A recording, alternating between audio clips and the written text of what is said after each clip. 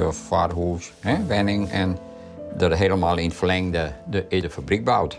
Dat is natuurlijk prachtig. Nog maar een bijgebouwtje erbij.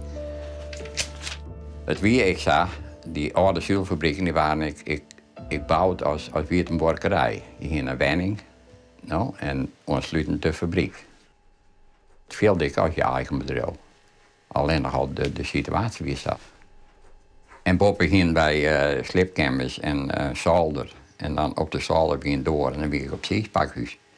De aircondition, dat we 's nachts de raampjes hebben. Nou, als 's nachts de wien aanzetten, dan ging ik gauw op zolder naar het zeespakhuis om de raampjes dicht te doen. Nou, en dat dan geen maand die dan is vaak zo dat de wien weer wat liggen is, moest de raampjes nog wel even hebben. Want je moest namelijk, die zee moest zo vol koud binnen hebben, want dan gingen de loepjes ervoor, dat de zin er net in kwam, dat je weer de dag terugkwam. Want je moest het helemaal hebben van, nou ja, gewoon van de natuur.